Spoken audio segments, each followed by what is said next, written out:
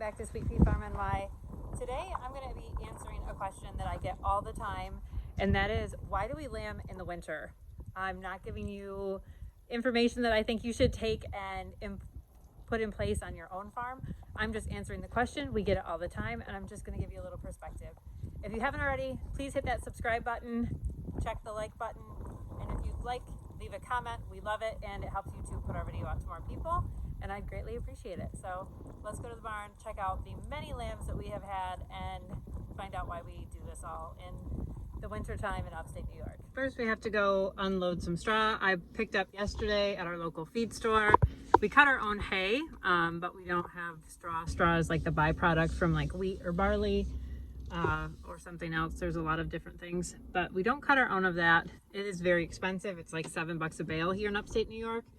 You can get it cheaper if you buy it right from a farm off the cart, but I go buy 4 to 6 bales, just do the whole cover of the barn, and that way I don't have to store it anywhere. So there's pros and cons.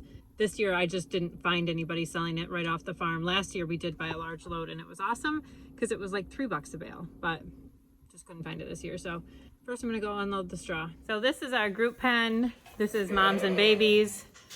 They all kind of cuddle up together with whoever they want. That is our oldest baby, Hannah. She's almost a month old.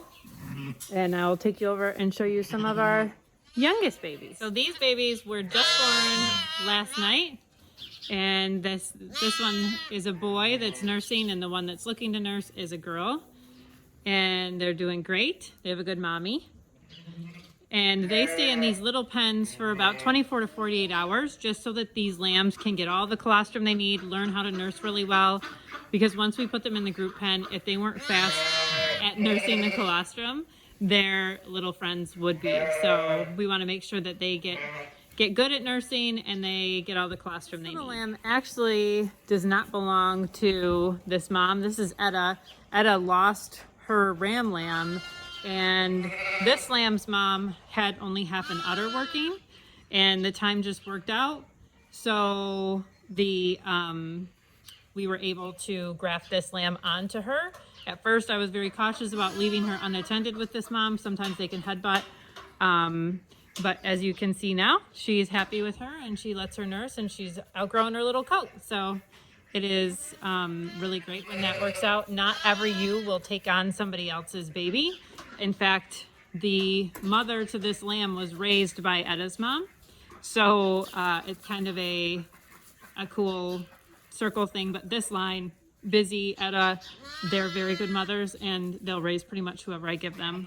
So those are gold stars for me on the farm. Those kind of ewes, we keep any females they have. Unfortunately, Etta had a male this year and lost it, but this little girl gets to benefit from the milk that she makes, so it's all good. So they're still in the little pen just because they've been in here bonding for a couple extra days just to make sure that she was accepting the little lamb, but they're gonna move over today. We'll get to see it, but on the other side of my tractor, my peacock is showing off to my truck and maybe to the girl. So that white chick is their baby from last year. And it's kind of like, what are you doing, Dad? He blends right in with that tractor. So this peacock we raised here, he is about 4 or 5 years old. They don't have those tails from the get-go. They come with time. Each year they get longer, and each year they shed all those pretty feathers. So the kids think it's super cool to, oh, what are you doing, little baby? Pulling your dad's feathers? That's not very nice. They're weird birds. They make cool sounds. They're just for fun. There's no like purpose to them really, but entertainment and something beautiful, I guess that's a purpose. So a lot of people ask why we're lambing in the winter months in upstate New York. It is cold here. It doesn't seem to make sense, but for us it does. We have been lambing. This was our 10th year lambing. It's our 8th year with the American Southdowns. We lambed out a couple of years with Baby Doll Southdowns, and with the Baby Dolls we did lamb in like March and April. And with these guys, they're more of a meat breed, and we knew that we needed to have lambs ready to go by the Easter market, which is usually in March and April. So we decided to try lambing in the winter. The benefits are that in the cold, the lambs eat a lot, so They grow quickly. They eat a lot to stay warm, and that's how they grow, so it works out well for that. They aren't exposed to a lot of parasites and bacteria because it's cold. Not a lot of that stuff is living in the winter. In the winter, I have the whole flock in the barn, so they're on a bedding pack, which keeps them warmer. I have them all close by me, watching them easily. We've got cameras up in the barn to keep an eye on them. Excuse me. And the reality is that once the grass is growing, the sheep are out on electronets moving every day. And if I were trying to lamb out while they were out on those nets, it would be very difficult keeping track, keeping them safe. So to be able to extend our grazing season and have everybody be happy and comfortable, we like to lamb out in the barn, which makes the most sense for us. And we just have decided to breed for January, February lambs. Normally our season is not this condensed. Normally I'm lambing from like January to April because that's the way it works out. But this year we started, our first lamb was born January 11th, and then we had a break until the 22nd. And then once the 22nd hit, we have been lambing every day pretty much since then. I only have 2 ewes still pregnant. They will likely lamb out this week, and we will be done in a month's time, which is awesome. I've never had it that condensed. It's been a tiring month. I've not had a lot of sleep, but it's going to be all done, and then we'll have beautiful lambs. So another big part of our business is that we raise these sheep for our kids to show in 4-H, for other kids to show in 4-H. We have, other families that are on a waiting list. Oh, excuse you, Dina. To get lambs from us because we have really nice pedigree animals. So to show in fairs, a lot of times kids want animals that have been born around January, February, because they want them big enough for their fairs that are going to be in June or July. So we spend a lot of time with our lambs. We make sure that they are used to people and friendly. We spend a lot of time looking at them, evaluating who's going to be show quality, who's going to be a good brood ewe, which means that they would be great for breeding, but not necessarily showing. Like maybe there's something about them that's not great for showing, but makes them a really good maternal line. So all of those things come into play, and we have a lot more time to figure those things out if we start in January instead of starting in March and April. Now, it can be warmer in March and April here, but I'm going to tell you that it's 40 degrees today in upstate New York in February, and we have had Marches. Dina just loves walking in front of the camera. Hi. Hello. Okay. All right. We got it. We've had Marches where the weather is super cold, so it doesn't always. Hi, Lila. It doesn't always pan out that it's warmer in March and April than it necessarily is in January or February. You just can't tell with the weather here. When I had the baby dolls, we had some really cold March and April days where those baby dolls were lambing, and those lambs were really small, so that was pretty nerve-wracking. But so we can't really gauge the weather by the months necessarily here. Granted, it is generally warmer in the springtime, March and April, but March can definitely be snowy and cold here. So we would really have to push it back towards May, and at that point the lambs are too young to take to fairs, too young to take to market for Easter, unless we wanted to keep them over the entire spring, which would be a lot more management with the electronets, and it would just be a lot more time on our hands with the lambs. So this makes us able to manage them. We have them out on grass right before processing if that's where they're going. We have them in the barn off parasites when they're tiny so that they're less apt to have problems. Dina's just aiming to take the camera out. I don't know if, I was trying to catch her baby. She didn't want to be caught.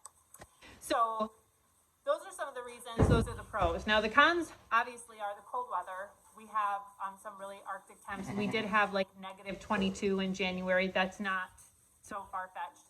But like I said, I do keep the sheep in the barn. They're on a bedded straw pack. You can see behind me, we put a layer of lime and straw down at least once a week, and that really insulates the ground, and that manure and urine and straw builds a carbonaceous diaper if you're a Joel Salatin fan, and then you get that heat buildup, so it's really warmer on the ground. Also, I do have one Premier heat lamp up in here. It does provide a little source of warmth. You will see on colder days, the lambs will be sleeping under here. Today's not one of those days. I very rarely leave a heat lamp lower than this. I'll show you in a second. It's pretty high up there. It's probably almost 5 feet off the ground. and it is tied several times and wired, and it's not just a regular heat lamp. So we take safety very seriously. Hey, sweetheart. And so it's important for us to try and make sure that everybody's staying warm and comfortable as well as safe, because we don't want our barn to burn down. Huh, Lila? Hey, girl. You can always tell the sheep that were taken to the most shows are the ones that just have to see what's going on. She's going to try to eat my hair. Huh. Dina's right next to the kid. Like, she just has to be. She's the production manager today, apparently. Are you in charge, Dina? Let me see if I can turn. Everything okay there, boss? So the heat lamp is up there, and it's secured with a wire, a chain, and a baling twine, of course. So it's definitely the safer way to go in our mind. But we keep it, the barn does stay nice and warm with all these woolly bodies and the bedding pack. It definitely makes a warmer environment for the babies to be born in. A huge pro is that in January, February, I'm way less busy than I am in March and April. So March, April, we're getting ready for farmers markets. We're getting ready for the garden. There's 1,000 things going on with 4-H, and usually we have pigs farrowing end of March, early April. So having the lambs born and being able to dedicate that time to them really helps manage my time better in the spring. That way, by then, these guys are up, they're weaned, they're on their own. We know who we're keeping, we know who we're marketing, how we're marketing them, and it makes a big difference in time management. If I were trying to do lambing, farrowing, gardening, market ready, everything else, then I would be a crazy person, because I'm only one person. And we also run other businesses that have to do with real estate and construction, and sometimes I have to dedicate time to those. So it just makes more sense to do lambing January, February, when I have the most amount of time to dedicate it to it, because I can be here. I'm on the farm most of the time, January, February, and I can just keep a close eye on everybody and make sure everybody's safe. I'm usually here for most of the lambings. If I'm not present, I'm here shortly after, because I keep a close eye on the barn, and I'm in here all the time just making sure everybody's okay. So it's very time efficient for me to be using January and February as lambing time. We're not supposed to have favorite lambs. The snow's falling off the barn. This is Delilah's baby. So her mom was the one that was just here trying to eat my hair. And she's just so precious. Huh? Yes, you are. Are you so precious, Kayla? She's so sweet. Look at this face. Look at the face. He's so sweet. Her face wool is like the softest thing on earth. It's so crazy. So like I mentioned in the start of this video, this is certainly not me trying to encourage other shepherds to lamb the same time of year. Certainly find out what works best for you. This is what we have come to like to do in the decade that we've been raising sheep. We've learned a lot. We've, made a lot of mistakes. We've, made a lot of great choices. But for now, this is what's working best for us. And we are having we have a little peanut gallery. And we're really happy with the lambs we're producing and how well they're growing.